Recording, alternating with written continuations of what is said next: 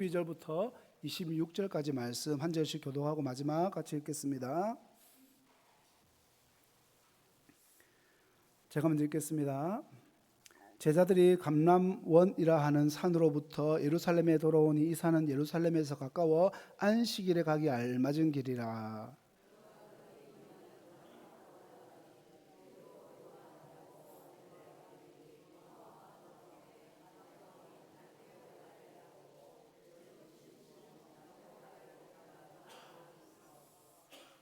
여자들과 예수의 어머니 마리아와 예수의 아우들과 더불어 마음을 같이하여 오로지 기도에 힘쓰더라.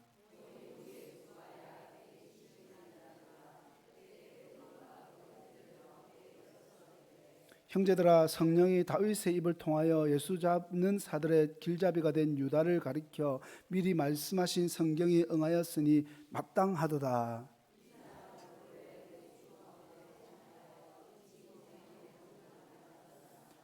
이 사람이 불의의 상으로 밭을 사고 후에 몸이 곤두박질하여 배가 터져 창자가 다 흘러나온지라.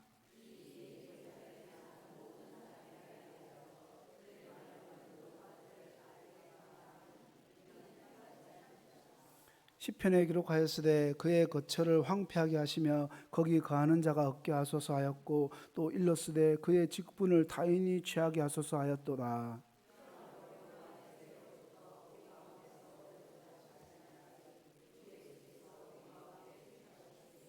항상 우리와 함께 다니던 사람 중에 하나를 세워 우리와 더불어 예수께서 부활하심을 증언할 사람이 되게 하여야 하리라 하거늘.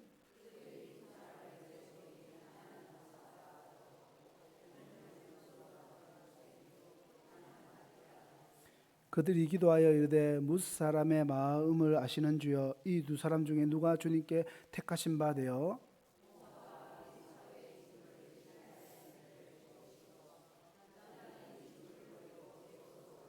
같이 읽겠습니다.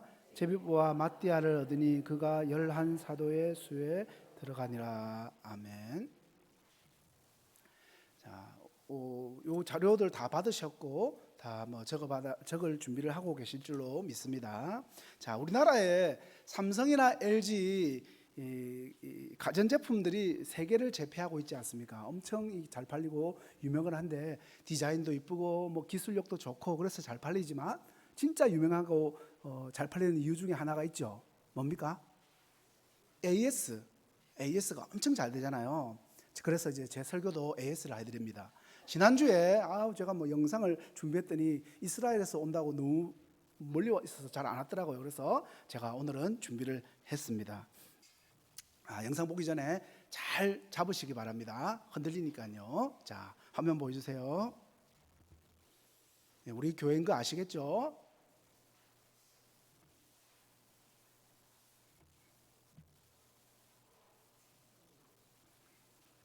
자, 이스라엘로 갑니다. 저기가 어디냐면 감림산입니다. 감람산. 여기 예수님께서 승천하셨다고 알려져 있는 그 감람산. 자, 여기가 지금 오늘 현재의 모습입니다. 오늘날의 모습 한번 쭉 보시기 바랍니다. 그 산 꼭대기에서 보면 저렇게 황금돔도 보이고 이렇게 지금 되어 있습니다. 예수님께서 새벽 미명에 자주 기도도 하셨고 올리브산이라고도 알려져 있는 그런 곳입니다. 여기가 뭐냐면 예수님이 승천하셨다는 곳에다가 기념교회를 세운 겁니다. 성지순례 가면 다 볼 수 있는 건데 제가 미리 보여드리겠습니다. 자, 저렇게 교회가 잘 지어진 건 아니고 그냥 기념하는 장소니까 그렇게 해서 제자들은 예수님께서 올라가셨을 때 저렇게 하늘로 쳐다봤겠죠. 하늘로 올라가고 있는 구름 사이에 가려져 있는 예수님을 봤을 겁니다. 여기서 보면 위치가 어딘지를 보여드리려고 지금 한 사진입니다. 저 멀리 사해도 보이고 거의 이스라엘 전역을 다 볼 수 있는 위치입니다. 그리고 황금돔 사원도 잘 보입니다. 저 위에서 보면. 자, 제가 말씀을 드렸던 것처럼 그런데 이 감람산 올리브산 양쪽을 두고 흰 게 뭐냐고요. 근데 이게 제가 무덤이라고 말씀드렸지 않습니까? 이 무덤의 수가 그냥 대충이 아닙니다, 여러분. 이 수없이 빼곡히 들어서 있는 이 무덤을 한번 보십시오.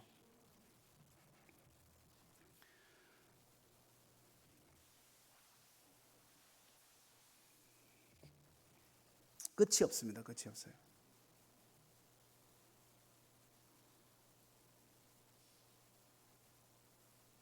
얼마나 많은지 보이시죠?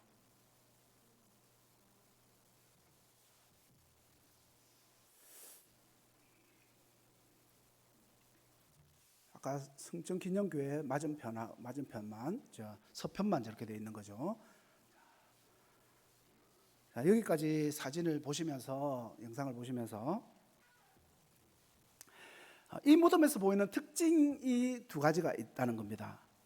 특징 중에 하나가 뭐냐면 이 감람산 서쪽에만 몰려져 있더라는 겁니다. 제가 방금 말씀드렸지 않습니까? 무덤이 사얗게 몰려져 있는데 이 감람산 서쪽 비탈 쪽에만 무덤이 몰려져 있다. 그리고 무덤의 방향이 다 같은 방향입니다.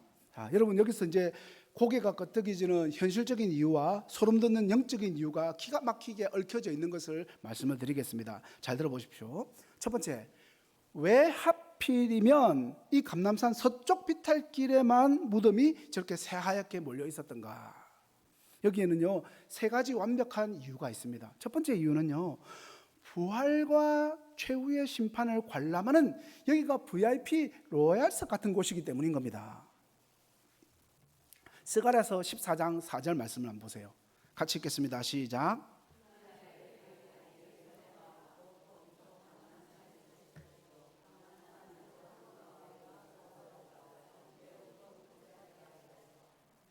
유대인들은요, 이 스가랴서의 선지자의 예언대로 메시아가 마지막 날에 바로 이 감람산으로 강림하신다고 굳게 믿고 있었기 때문입니다.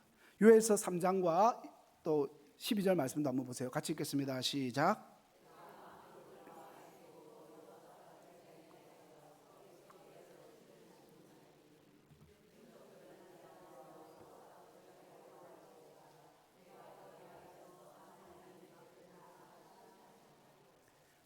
요엘서 선지자 말씀도 한번 보세요. 바로 이 무덤들 아래로 깊게 파인 기드론 골짜기를 보여드리겠습니다. 다음 화면 보여주세요.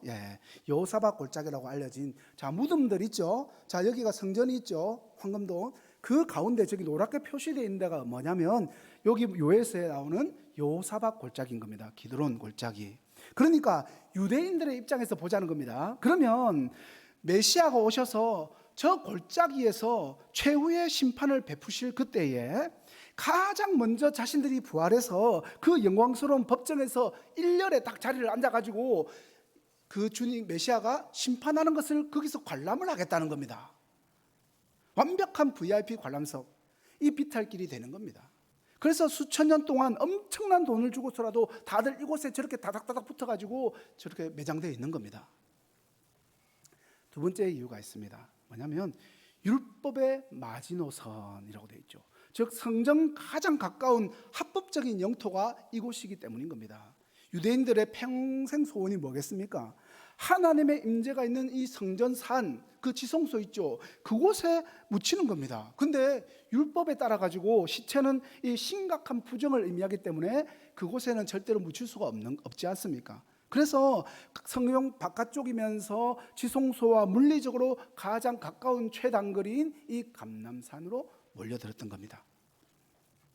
기드론 골짜기를 건너자마자 바로 그곳, 율법을 어기지 않으면서도 하나님께 최대한 가까이 다가가려는 그 지독한 열망이 저런 모습을 보여주고 있는 겁니다. 세 번째, 지질학적인 이유도 있어요. 동굴 무덤을 만들기에 완벽한 맞춤형 땅이었다는 겁니다. 현대인들은 평평한 땅을 파서 이렇게 관을 묻지만 고대 유대인들의 매장 방식이 뭐였습니까? 예수님의 무덤처럼 바위를 뚫어가지고 바위로 또 입구를 막기도 하는 그런 무덤을 만들었지 않습니까? 감람산의 이 서쪽 비탈면에 이 동쪽 이 베다니 지역과는 다르게 이렇게 안반 지역이었다는 겁니다. 그래서 매장하기도 좋고 여러 가지로 딱딱딱 맞아 떨어지기 때문에 저렇게 조건이 좋은 곳에 매장이 됐던 거죠. 자, 그러면 이제 두 번째 특징을 또 보겠습니다. 첫 번째 특징이 뭐라고 했습니까? 저렇게 왜 한쪽에 몰려져 있느냐? 두 번째 특징은 이 수많은 무덤들의 방향이 모두 한 곳을 향하고 있다는 겁니다. 저 여기서 약간 힌트가 보이지 않습니까? 예루살렘 성전과 그 지성소 있죠. 그곳을 향해서 누워져 있는 겁니다. 화면 보시세요. 자, 저기 노란 이 황금노은 사원 보이지 않습니까? 지금 저기를 향해 가지고 무덤들이 다 저렇게 향해 있는 거 보이시죠? 그러니까 지금 누워 있는 시체의 발이 그쪽을 향하고 있는 겁니다. 벌떡 일어나 가지고 빨리 달려가려고.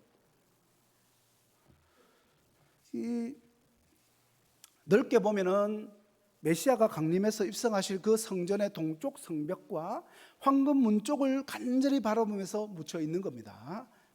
구약의 에스겔서 44장 1절부터 3절 말씀 보세요. 같이 읽겠습니다. 시작.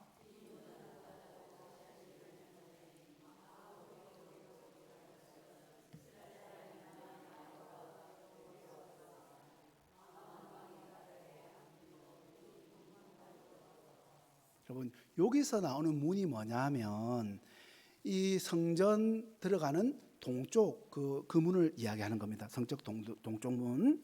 자, 유대인들은 이 에스겔서의 말씀을 근거로 해서 감람산에 강림하신 이 메시아께서 오직 저 동쪽 문으로 그 성벽에 있는 이 황금문이라고 하는 그곳으로 들어올 거다라는 이런 전승을 가지고 있었어요.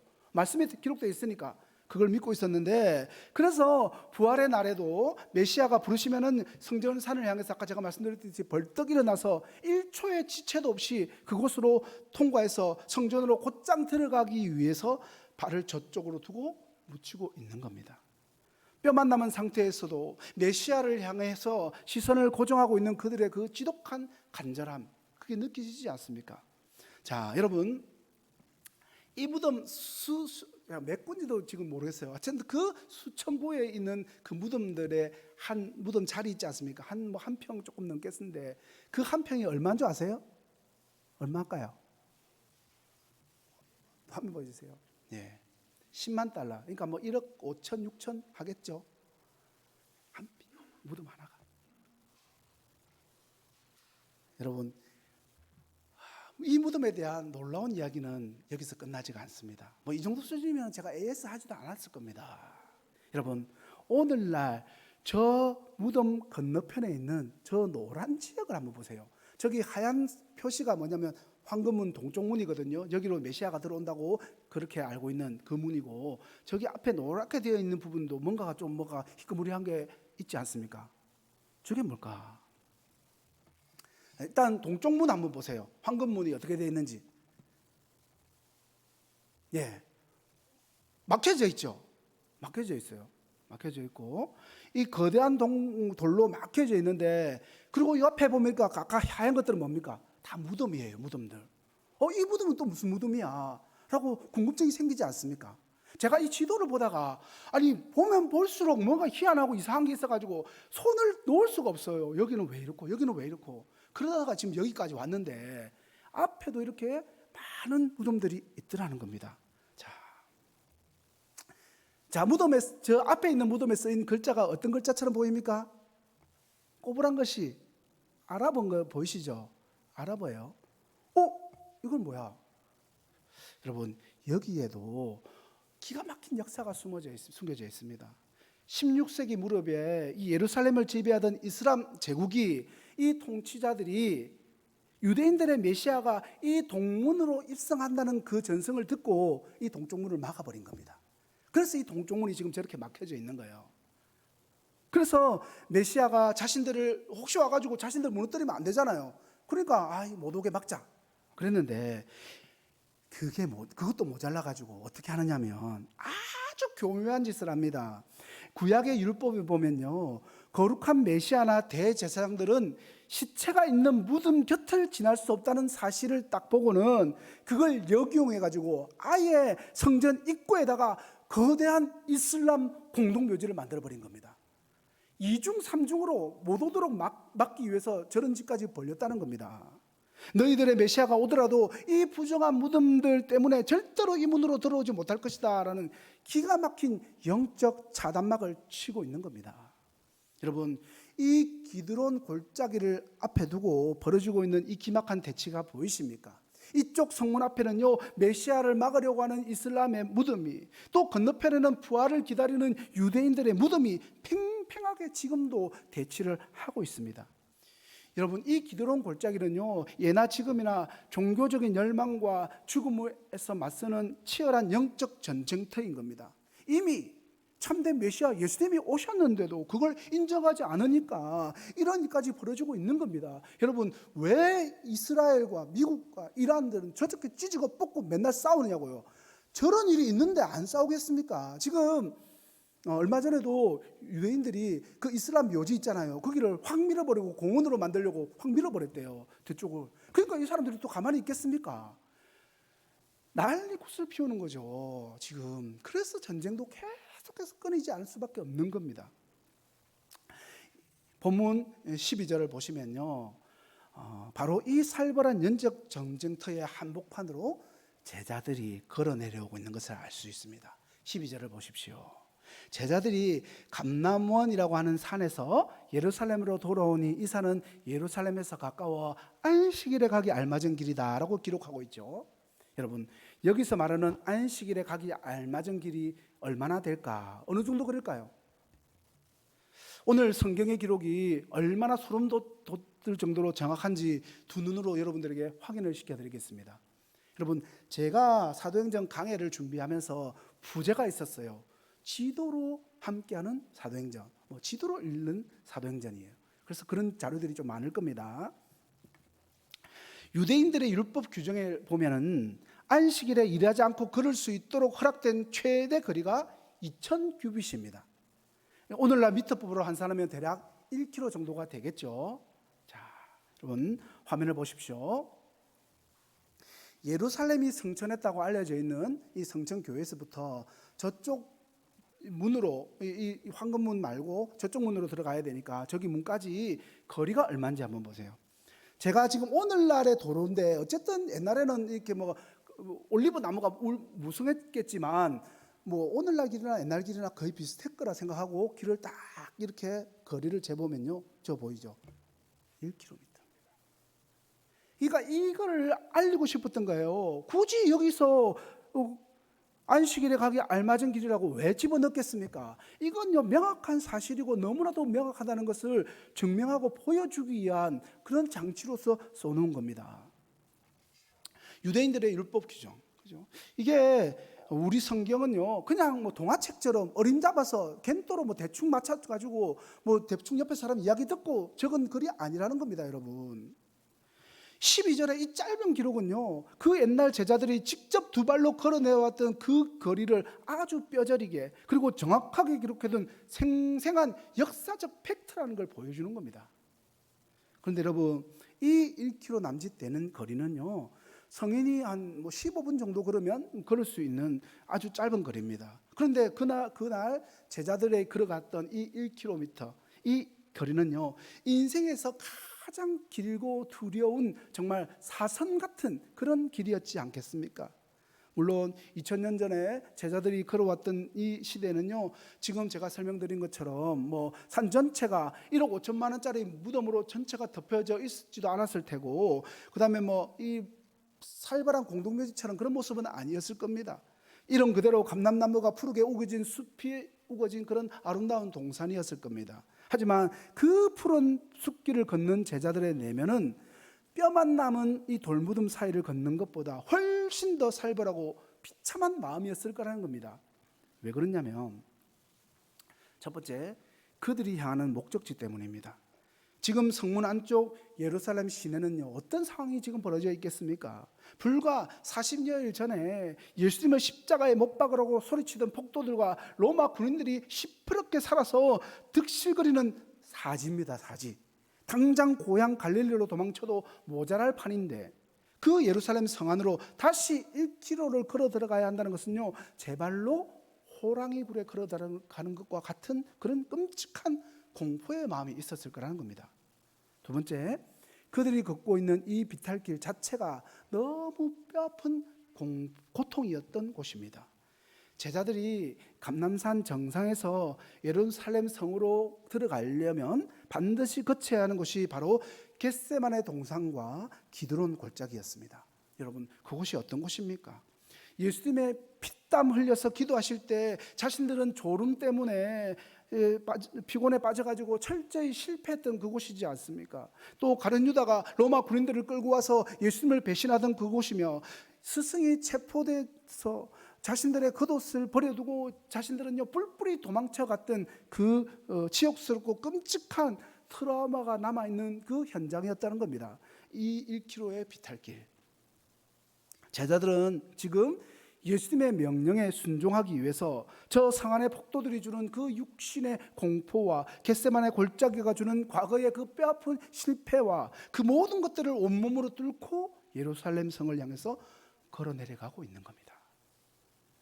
당장 도망쳐버리고 싶은 그 사선을 넘어서 그들은 기어이 마가의 다락방을 문을 열고 들어갔습니다. 왜요? 오직 단 하나, 예루살렘을 떠나지 말고 아버지께서 약속하신 것을 기다리라는 예수님의 그 절대적인 명령에 순종하기 위해서입니다. 그날 밤 마가의 다락방으로 도착한 그들에게 어떤 일이 일어날까? 일단 그들에게 있었던 첫 번째 일입니다. 기도가 튜닝이 되었습니다. 이런 거는 여기 문제 분명히 나오겠죠. 1km 문제가 있을 거고 그 밑에 기도가 튜닝 이렇게 쓰시면 되겠죠. 자, 우리가 흔히 이 마가의 다락방이라고 부르니까 한국식 정서로 마가의 다락방을 상상을 하다 보니까 어떻게 뭐 집 앞에 쓰러져 가는 그런 다락 같은 이미지를 생각한다는 거죠. 퀴퀴하고 천정로 엄청 낮고 뭐 좁은 창고 같은 그런 느낌. 근데 여러분, 성경을 꼼꼼하게 묵상해 보면 무려 몇 명이 동시에 거기 들어갔다고요? 오늘 말씀에 나오지 않습니까? 120명이 거기 들어가 있습니다, 여러분. 그러니까 얼마나 넓은 공간이었겠냐는 겁니다. 이 사도행전 1으로 보면요, 이 공간을 히페리온이라고 부르고 있어요. 이것은 좁은 다락이 아니라 1세기 예루살렘 최고의 부촌이었던 윗도시 어퍼시티라고 하는데, 그곳에 위치한 어마어마한 대저택 2층의 대연회홀 어퍼룸이라는 곳입니다. 여기가 마가의 다락방. 앞에 한번 보여주세요. 앞에 하면 앞에 한 번 더 앞에 보여주세요. 자, 여기 왜 보여드리냐면 여기가 마가의 다락방으로 알려져 있는 성지거든요. 자, 여기 얼마나 좋은 장소인지 보세요. 딱 옥상에서 올라가면 성전이 바로 보입니다. 그리고 여기가 시온산입니다. 그 시온산 문하고는 100m밖에 안 돼요. 그러니까 성전이나 예루살렘으로도 바로 들어갈 수 있고 산꼭대기 거의, 그러니까 엄청나게 부촌이었다는 겁니다, 여기가. 그리고 지금 여기가 이게 실제 집은 아니에요. 그 당시의 집. 이거는 나중에 뒤에 지은 집이지만 거의 고증을 거쳐가지고 넓이는 비슷했을 거라는 겁니다. 그러니까 우리가 볼 때 저 정도 넓이에 훨씬 더 큰 집이었을 거라는 것을 우리가 알 수 있다는 거죠. 사도행전 12장을 보시면 이 집은요, 마가라 하는 요한의 어머니 마리아의 집입니다. 여기서 우리는 또 소름 돋는 영적 헌신을 하나 발견하게 되는 거죠. 지금 성문 밖에는 예수를 믿는 자들을 잡아 죽이려는 폭도들이 눈에 불을 켜고 있는 겁니다. 그런데 이 집 주인 마리아가 지금 무슨 짓을 한 겁니까? 자신의 전 재산과 목숨을 걸고 예수님의 그 지명 수배자 120명에게 자기 집의 가장 크고 넓은 화려한 홀을 통째로 지금 내주고 있는 겁니다. 여러분, 기적은 그저 하늘에서 뚝 떨어져 내리는 게 아닙니다. 자신의 가장 크고 소중한 공간을 하나님의 약속을 위해서 기꺼이 내어놓는 한 사람의 목숨을 건 헌신이 있었기 때문에 가능한 일이라는 겁니다. 그 2층 홀이 오순절 성령이 폭발하는 영적인 베이스 캠프가 된 겁니다. 자, 여러분, 그렇다면 이 생명을 건 헌신의 다락방에 모인 120명의 성도들이 가장 먼저 한 일이 뭐겠습니까? 일단 묻는 그러지 않겠죠. 본문 14절 보십시오. 마음을 같이하여 오로지 기도에 힘쓰더라. 성도 여러분, 우리는 이 14절의 짧은 한 구절 앞에서 전율을 해야 됩니다. 왜 그렇습니까? 불과 40여일 전에 예수님께서 십자가를 앞두고 겟세마네 동산에서 피땀 흘려서 그렇게 기도하실 때 그 옆에서 지금 이 제자들이 무슨 짓을 하고 있었습니까? 너무 졸리고 너무 피곤해가지고 그냥 다들 쿨쿨 자고 있었습니다. 예수님이 내 원대로 마옵시고 아버지의 원대로 되기를 원하나이다 라면서 자신의 뜻을 꺾고 하나님의 뜻에 주파수를 맞추는 그 치열한 기도의 튜닝을 하고 있을 때 제자들은요, 육신의 피곤함을 이기지 못해서 철저히 실패를 했던 사람들입니다. 그리고 로마 군인들이 들어닥치자 칼을 휘두르면서 육신적으로 저항하다가 결국에는요, 다 그냥 도망을 쳐버렸던 그들이죠. 그런데 오늘 본문 한번 보십시오. 겟세마네 동산 때와 똑같은 성문 밖에는요, 그들을 죽이려고 하는 자들이 칼을 갈고 있는데 제자들은요, 이제는 도망치지 않습니다. 육신의 칼을 빼들지도 않습니다. 40일 전 기도의 자리에서 졸며 도망쳤던 그 급쟁이들이 이제는 문을 걸어 잠그고 이 넓은 다락방에 엎드려서 오로지 기도에 힘쓰고 있다는 겁니다. 기도의 용사들로 완전히 바뀐 것이죠. 여러분, 무엇이 그들을 이렇게 바꿨습니까? 바로 사망의 권세를 깨뜨리고 살아신 부활하신 그 주님을 만났기 때문입니다. 여러분, 그렇다면 이 다락방에서 그들이 드린 기도는 어떤 기도였을까요? 이렇게 부활하신 주님을 만나가지고 기도를 드리는데, 하나님, 저 로마 군인놈들 좀 벼락으로 썰어버려 주십시오. 우리가 무사히 갈릴리로 도망칠 수 있도록 우리의 길을 좀 열어주십시오. 그런 기도를 했겠습니까? 아이고, 우리 자녀, 우리 새끼 좀 공부 좀 잘하고 어떤 관직에 좀 오르고, 그런 기도 아니라고요. 만약에 그런 기도를 드렸다면 이 120명의 사람들의 기도가 각각 다 달랐겠죠. 120명 다 원하는 게 다르니까. 그런데 14절은요, 뭐라고 말합니까? 그들이 마음을 같이 했다고 합니다. 마음을 같이 했다. 여러분, 교향곡 연주가 시작되기 전에 오케스트라의 무대를 상상을 한번 해보십시오.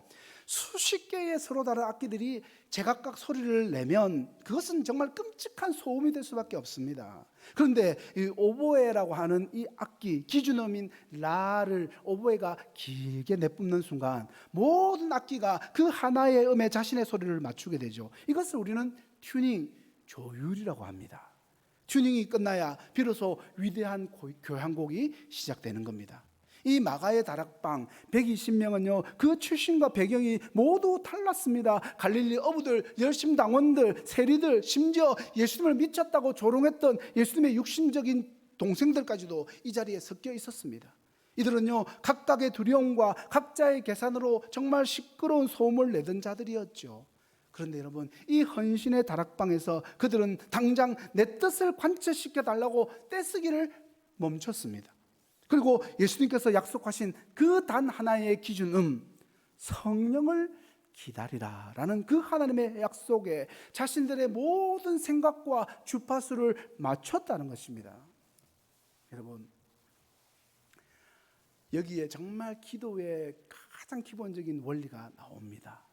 여러분, 기도는요, 내 뜻을 관철시키기 위해서 하나님을 설득하고 때를 쓰는 노동이 아닙니다. 내 두려움과 내 계획마저도 다 내려놓고 철저히 하나님의 뜻과 약속에 나를 맞춰가는 거룩한 영적 튜닝이 기도입니다. 이 120명의 마음이 하나님의 약속이라는 이 하나의 주파수로 완벽하게 튜닝이 되었을 때 비로소 오순절 성령 강림이라고 하는 위대한 하늘의 교향곡이 이 넓은 연회홀에 가득 채우면서 이제 연주가 시작되기 시작한 겁니다. 자, 두 번째로 상처를 재해석하기 시작한 겁니다. 뭐로 재해석하냐면 하나님의 절대 주권과 말씀으로 자신들에게 있는 상처를 해석을 하더라는 겁니다. 이제 기도의 튜닝을 마친 다락방 한가운데로 시선을 우리가 조금 더 옮겨보도록 하겠습니다. 그곳에는요, 겉으로는 보이지 않지만 120명의 성도들 모두의 가슴을 무겁게 짓누르고 있는 정말 거대한 영적 위기와 상처가 고스란히 남아 있었죠. 바로 가룟 유다의 배신이라는 충격적인 사건입니다. 이 시온산의 다락방, 아까 높은 다락방의 모습을 봤지 않습니까? 이 다락방에서 창문을 열고 남쪽 절벽 아래를 보면 뭐가 보이는지 아십니까? 한번 화면 보여주세요. 다락방 밑으로 보이는, 자, 여기가 뭐냐면 어퍼룸이잖아요. 이게 다락방이에요. 여기서 창문을 열고 보면 저기 이렇게 동그랗게 빨간데 치진 부분 보이시죠? 다음 화면 다 보여주세요. 이게 뭐냐면 구약시대 때 흰놈의 골짜기 나오는 그곳입니다. 지옥으로 알려진 곳. 바로 가룟 유다가 은30의 스승을 팔아넘기고 그 죄책감에 목을 매달았던 곳입니다. 여러분, 성경 마태복음과 사도행전의 기록을 종합해보면 그 배신자의 최후가 얼마나 끔찍합니까? 유다가 가파른 바위 절벽 위에다가 나무에 목에 매달았는데 밧줄이 끊어지면서 그 낭떠러지 아래로 곤두박질 치는 바람에 배가 터져서 창자가 다 흘러나와서 비참하게 죽고 말았다. 이게 전 예루살렘 사람들에게 소문이 다 난 겁니다. 불의한 삭스로 결국 자기의 처참한 무덤을 산꼴이 된 거죠. 그래서 이곳이 피밭 곧 아겔다마가 되었다라고 이야기합니다. 여러분, 무려 3년 동안입니다.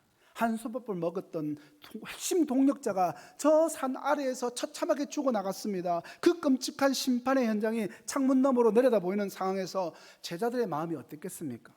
예수님의 수제자 그룹이 이토록 허망하게 무너지는가? 우리 공동체는 이제 끝난 것 아닐까? 하나님의 계획이 마귀에게 당한 것인가? 그런 지독한 불신과 회의감이 다락방 전체를 휩쓸고 있었습니다. 그때 15절 보세요. 무식쟁이 베드로가 일었습니다. 베드로는요, 이 치명적인 피밭의 상처와 아픔을 인간적인 위로나 심리학적인 말로 덮으려고 하지 않습니다. 그는 즉시 구약 성경, 그 중에서도 다윗의 시편 말씀을 펼쳐듭니다. 그리고 16절 말씀을 한번 보십시오.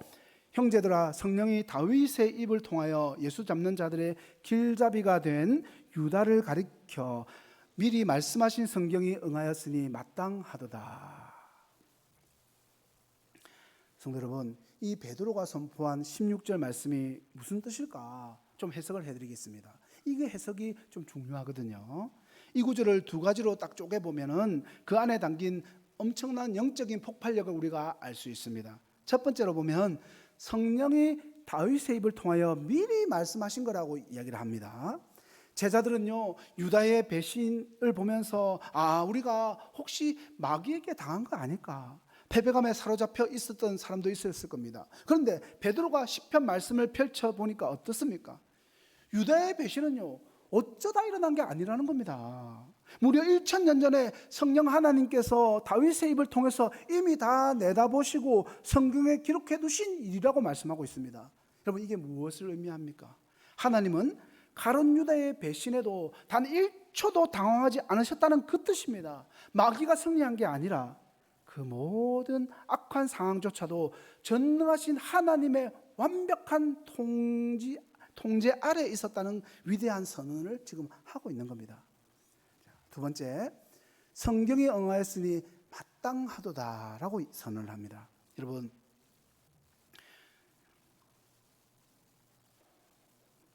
여기서 마땅하도다라는 헬라 원어 에데이라는 단어는요, 반드시 그렇게 되어야만 했다라는 그런 의미입니다. 베드로는요, 거기서 멈추지 않고 20절에 가보면 다윗의 시편을 구체적으로 인용을 딱 합니다. 자기가 말했던 근거를 이야기한다는 거죠. 화면을 한번 보십시오. 혹시 글자가 너무 작아서 잘 안 보이실지 모르겠는데 사도행전 1장 20절 말씀이 딱 나오지 않습니까? 1장 20절에 인용한 말씀은요, 사실 구약 성경 두 곳을 이렇게 연결한 말씀입니다. 조합한 거죠. 붉은색 거실을 한번 보세요. 붉은색이 있는 곳이 그 거처를 황폐하게 하소서라고 이야기했어요. 이것은 시편 69편의 말씀이고, 푸른색 글씨를 보시면 그 직분을 타인이 취하게 하소서라고 하는데, 이거는 시편 109편의 말입니다. 어부 베드로가 성령이 충만해지니까 방대한 구약 성경에서 정확히 이 두 구절을 뽑아내어서 하나로 연결한 것입니다. 왜 하필 이 두 구절일까? 다음 화면을 한번 보여주세요. 예, 베드로에게 이 두 말씀은요, 상처를 해석하는 하나는 렌즈로 작용을 했고, 그리고 하나는 나아갈 길을 알려주는 나침판의 역할을 했던 겁니다. 첫째, 시편 69편은요 렌즈의 역할을 했습니다. 이 렌즈를 끼고 창밖에 끔찍한 그 피밭, 이 유다의 죽음을 보니까 어떻게 해석이 됩니까? 그것은 마귀의 승리가 아니라 배신자를 향한 하나님의 정확한 심판이었던 것을 알게 된 겁니다. 하나님이 다 통제하고 계시니까, 그러니까 어떻게 두려워할 필요 있다 없다? 없다. 그렇게 해석이 되는 거죠. 그 다음에 두 번째, 이 시편 109편은요 나침판이 됩니다. 이 나침판을 보니까 제자들이 이제 뭘 해야 될지 방향이 딱 나오는 겁니다. 빈자리를 보고 주저앉아서 울지 말고 그 직분을 타인이 취하게 하여서 12사도의 거룩한 공동체를 회복해라라고 이야기하는 겁니다. 새로운 사명이 주어진 거죠. 성도 여러분, 이것이 바로 말씀 충만한 사람의 위력입니다. 절망의 피밭이 말씀의 렌즈와 이 나침판을 통과하자 위대한 하나님의 절대 주권을 확인하는 승리의 밭으로 완벽하게 재해석이 된 겁니다. 베드로가 이렇게 다윗의 말씀을 인용해서 상처를 재해석했던 이 시온산, 이 마가의 다락방 터에 오늘날 우리가 성지순례를 딱 가보지 않습니까? 그러면 정말 기가 막힌 역설 하나가 그 장소에 하나가 더해져 있습니다. 하나를 목격하게 되죠. 오늘날 시온산에 세워져 있는 이 마가 다락방 건물의 1층을 보면, 1층에 가보면 이스라엘 백성들이 가장 위대한 영웅으로 떠받들고 있는 다윗 왕의 무덤이 1층에 있습니다. 화면 보여주세요. 여러분, 이 거대한 석관이 놓여져 있는데 이게 바로 현재 다락방 1층에 있는 다윗 왕의 무덤으로 알려져 있는 그곳입니다. 유대인들은요 지금도 이 무덤 앞에 와가지고 막 화려한 융단으로 덮어놓고 밤낮으로 통곡을 하면서 죽은 다윗에게 이스라엘을 회복시켜달라고 구해달라고 기도하고 울며 불며 붙들고 있더라는 겁니다. 충격적인 사실이 뭔지 아십니까 여러분? 여기에 다윗의 뼈가 없습니다.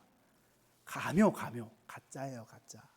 실제 다윗의 매장지는 다른 곳에 있어요. 훗날 사람들이 위치를 착각해서 만들어 놓은 빈 껍데기, 가짜 무덤, 즉 가묘입니다. 오늘날 여러분 세상 사람들을 한번 보십시오. 내 인생의 피박과 같은 고난이 그들에게 닥쳐오게 되면 어떻게 합니까? 1층의 이 유대인들처럼 껍데기뿐인 돈과 권력과 사람의 위로라는 빈 무덤, 이 가묘를 끌어안고 통곡을 합니다. 내 억울한 감정과 분노의 잣대로 상황을 해석하면서 평생 상처에 갇혀서 살아가게 되죠. 거기에는요 생명이 없습니다. 아무리 울부짖어도 상처는 치유될 리가 만무하지요. 그러나 2층의 다락방에 엎드려 있었던 베드로와 120명의 성도들은 달랐습니다. 그들은 죽은 영웅의 빈 껍데기 무덤을 붙잡은 것이 아니었죠. 자신들의 억울한 감정으로 그 상황을 해석하지도 않았습니다.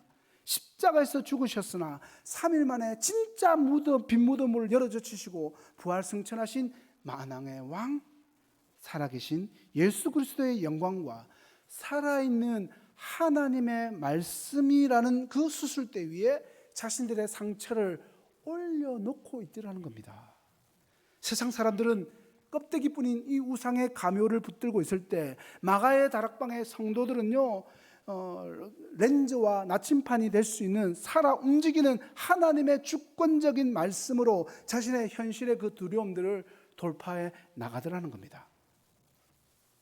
사랑하는 대구 동원교회 성도 여러분, 여러분의 인생에 가룟 유다의 배신처럼 기가 막힌 웅덩이가 닥쳐올 때가 있을 겁니다.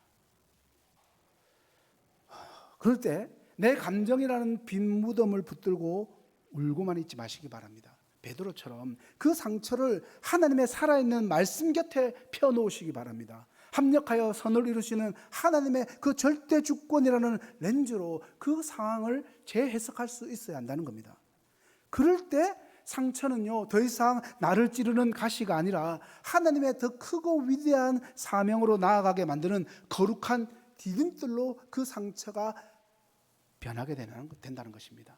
가만히 있으면 상처는요 가시가 될 뿐이고 나를 찌르고 이웃을 찌르는 그런 도구가 될 뿐인데 말씀으로 그것을 해석하기 시작하면 디딤돌이 된다니까요, 여러분. 말씀으로 상처를 해석해낸 베드로는요, 이제 가룟 유다의 빈자리를 채우기 위해서 26절에 보면 제비를 뽑아서 맞대아를 얻으니라고 행동을 합니다. 자, 여기서 우리가 아니 그렇게 기도를 뜨겁게 해놓고서는 결정은 제비 뽑기 같은 요행수로 지금 하는 겁니까? 라고 말할 수 있는데 그거 아닌 거 아시잖아요. 잠언 16장 33절입니다. 같이 읽겠습니다. 시작.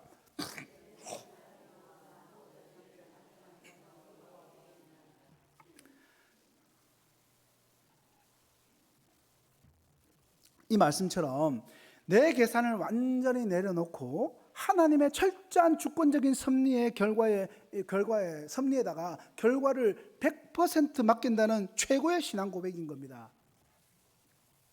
영국의 유명한 시인이자 나 같은 죄인 살릴 시인을 쓴 존 뉴턴 목사님의 절친한 동역자였던 윌리엄 쿠퍼라는 분이 있습니다. 이분의 이야기를 들어보신 적이 있을 텐데요. 그는 평생 극심한 우울증에 시달렸습니다. 어느 날 고통을 이기지 못해서 그가 이제 템즈강에 뛰들어서 자살을 하려고 목숨을 끊으려고 마차를 불렀습니다. 그런데 그날따라 런던 시내에 한치도 앞을 볼 수 없는 지독한 안개가 끼었습니다. 마부는 템즈강을 찾지 못해가지고 2시간 동안 길을 헤매다가 결국 마차를 세워버린 겁니다. 마차를 세워가지고 도저히 못 찾겠으니까 지금 정당 여기서 좀 내리세요. 이제 저 집으로 가야 됩니다. 내리세요. 그래서 쿠퍼가 마차에서 내렸는데 여러분, 그는요 내리자마자 그 자리에서 털썩 주저앉고 말았습니다. 그곳은 템즈강이 아니라 2시간 전에 자신이 출발했던 바로 자기 집 앞이었던 겁니다. 그는 그때 깨달았습니다. 짙은 안개와 마부의 그 길 이름이라는 이 짜증나는 우연과 실수가 사실은 자신의 생명을 보존하시려고 하는 하나님의 완벽한 주권적인 섭리였다는 사실을 말입니다. 성도 여러분, 인생의 짙은 안개 속에서 나를 살리시는 이 기막힌 하나님의 섭리를 깨달은 자가 훗날에 어떤 고백을 하게 되는지 아십니까? 그가 바로 오늘 우리가 자주 부르고 있는 새 찬송가 253장의 가사를 지은 주인공입니다. 샘물과 같은 보혈은 주님의 피로다. 보혈의 죄를 씻으면 정하게 되겠네. 정하게 되겠네. 정하게 되겠네. 보혈의 죄를 씻으면 정하게 되겠네. 5절 같이 하겠습니다. 이후에 천국 올라가 더 좋은 노래로 날 구속하신 은혜를 늘 찬송하겠네. 늘 찬송하겠네.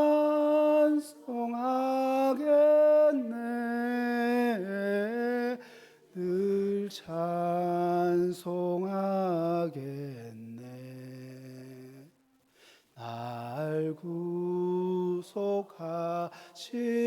은혜를 늘 찬송하겠네.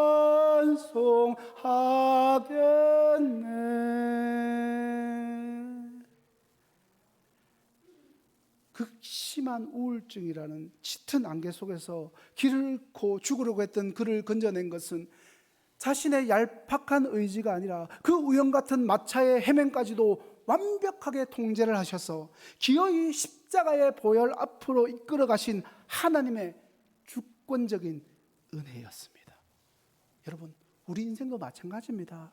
안개 낀 밤길을 헤매고 있는 그런 마차처럼 때로는 본문의 제비뽑기에서 최종 탈락한 요셉처럼 내 뜻대로 되지 않고 돌아가는 것 같은 그런 순간이 있을 수 있더라는 겁니다. 그런데 여러분, 하나님의 섭리를 믿는 우리는 굳게 알고 있는 사실이 있죠. 내가 제비뽑기에서 떨어지는 그 아픈 실패와 마부의 그 실수조차도 결국은 우리를 살리시는 하나님의 완벽한 주권 아래에 있다는 그 사실. 그러므로 내 뜻대로 되지 않는다고 해서 두려워하거나 원망하지 마시기 바랍니다. 내가 원하는 결과가 나오지 않고 그 짙은 안개와도 같은 그 탈락의 자리 너머에 있는 너머에는요, 결국에는 우리를 살리시고 정결케 하는 샘물과도 같은 주님의 그 십자가 보혈이 기다리고 있다는 그 사실을 믿으시는 저와 여러분이 되기를 간절히 소망합니다. 결론을 맺겠습니다. 사랑하는 동욱의 성도 여러분, 오늘 이 자리에 모인 우리 중에는요, 인생의 짙은 안개 속에서 눈물 짓는 분도 계실 거고, 반대로 특별히 나는 어려움이 없는데 고난 없이 평안하고 안정된 일상을 누리는 분들도 계실 겁니다. 그런데 여러분, 우리가 처한 상황이 어떠하든지 간에 우리의 영혼이 절대로 머물지 말아야 할 곳 한 곳이 있죠. 바로 1층의 껍데기뿐인 가짜 묻은 그 가면입니다. 평안 중에, 고난 중에 있는 분이라면 그 가면은 원망과 절망의 무덤이 될 것이고, 평안한 일상을 사는 분들에게 그 가면은요, 내 힘과 소유로 쌓아 올린 세상의 안일함이 될 겁니다. 세상 사람들은 1층의 가짜 무덤에 엎드려가지고 당장의 위로와 육신의 평안만을 구합니다. 그러나 우리는요, 이 120명의 성도들처럼 담대히 일어나서 내 영혼의 2층 마가의 다락방으로 올라가야 한다는 겁니다. 올라가서 뭐 해야 됩니까? 다락방 문 걸어 잠그고 내 뜻과 내 계획을 관철시키려고 떼쓰기를 멈춰야 된다는 겁니다. 오직 살아계신 하나님의 약속에 내 기도의 주파수를 튜닝하시기 바랍니다. 우리가 그 하나님의 절대 섭리에 내 삶의 100%를 온전히 맡겨드릴 때 우리의 상처조차도 사명으로 이루시는 거룩한 디딤돌이 되게 하시고, 또 우리의 평범한 일상조차도 위대한 성령의 교향곡으로 변화가 된다는 겁니다. 그 튜닝의 끝에는 결국 우리를 살리시고 정결케 하시는 샘물과도 같은 그 주님의 십자가 보혈이 기다리고 있습니다.